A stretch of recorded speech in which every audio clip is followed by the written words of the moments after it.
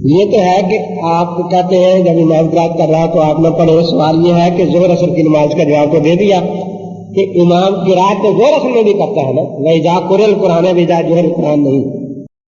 کیا اپنی غیر مقلد اپنی مکمل نماز حدیث سے ثابت کر سکتے ہیں؟ آج تک تو کوئی پیدا نہیں ہوا اور نہ قیامت تک پیدا ہوگا.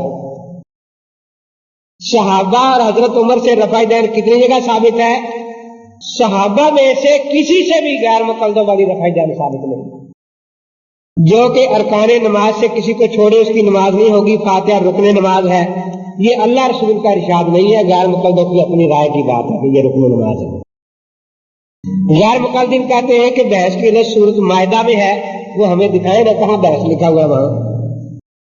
ایک مرتبہ اشہد ان لا الہ الا اللہ، یہ تکبیر جو کہتے ہیں، اقامت آدھی کہتے ہیں. تو اس کے لیے خلیفہ راشد کی بات کافی ہے. مصنف ابن ابی شیبہ کی پہلی جلد میں ہے. انہوں نے ایک شخص کو دیکھا کہ وہ اقراری اقامت کری تو فرمایا لا ام لک، تیری ماں مر جائے. کیا کہا؟ تو آپ بھی ان کو یہی کہہ دیا کریں. خلیفہ راشد کی سنت پر عمل کرنا ثواب ہے نا. شیخ عبد القادر جیلانی کا مسلک کیا تھا؟ وہ حنبلی المسلک تھے.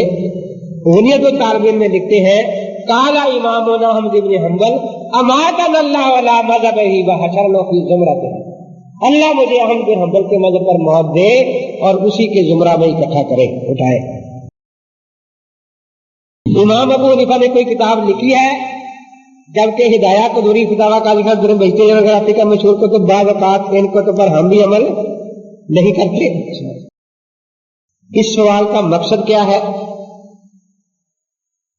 ابو بکر صدیق نے کوئی کتاب لکھی ہے جی؟ عمر فاروق نے، عثمان غنی نے، حضرت علی نے، حضرت وسلم نے. امام صاحب کی کتاب عقائد کی فقہ کا اکبر اب بھی موجود ہے اور ان کی لکھوائی ہی کتابیں قاضی ابو یوسف محمد کی آج بھی الحمدللہ موجود ہے. یہ کہتے ہیں کہ فقہ کے بعد مسائل پر ہم بھی عمل نہیں کرتے. تو فقہ کے جو مسائل مفتہ بھی ہیں ان پر یہ عمل ہوتا ہے. جیسے قرآن وہی پڑھا جاتا ہے جو متواتر ہے، شاذ قراتوں کی تلاوت کوئی بھی نہیں کرتا.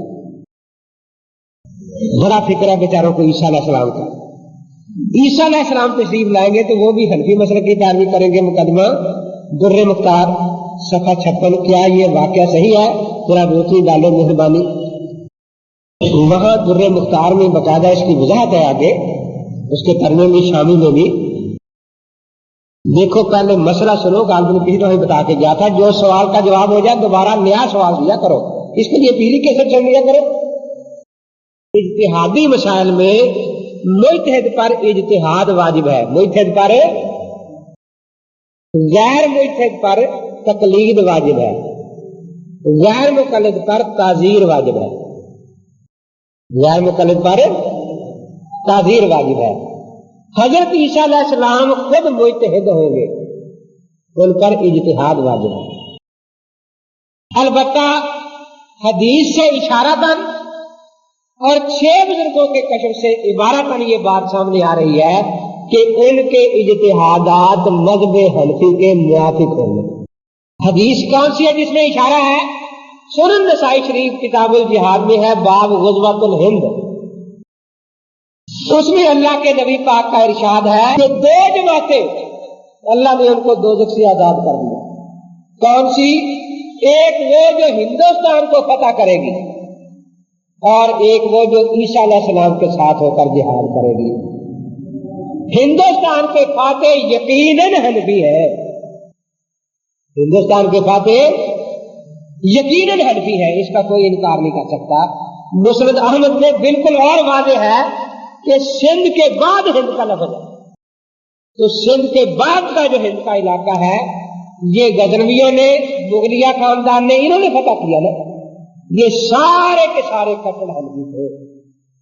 تو جب حدیث میں ان کو ملا کر ذکر کیا تو ان کا مسلک ملتا جلتا ہی.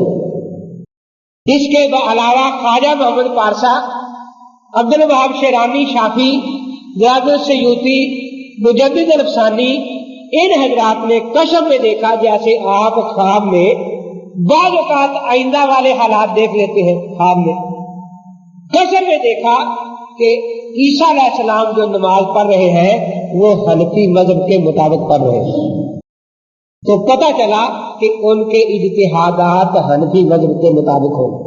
یہ تو تھا ہماری طرف سے جواب۔ اب انہوں نے کتاب لکھی، اس کا نام رکھا ہدیۃ المہدی، وحید الزمان نے۔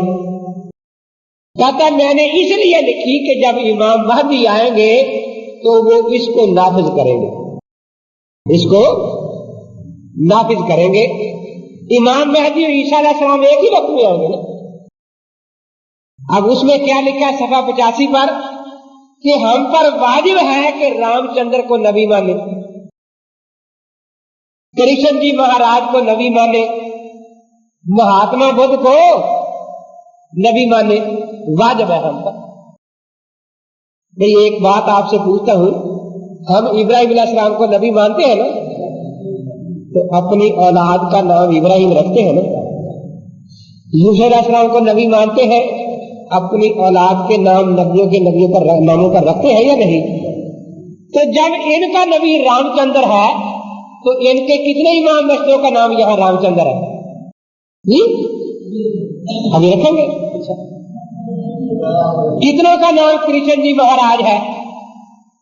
اب دکھ ان کو یہی ہے کہ رام چندر کو نبی ہم مانتے رہے، اندرا گاندھی کو دیوبند چلے گئی تھی ہماری، وہ بھی رام چندر کو مانتے تھے نا، اس لیے بیچارے پیٹ رہے آج تک۔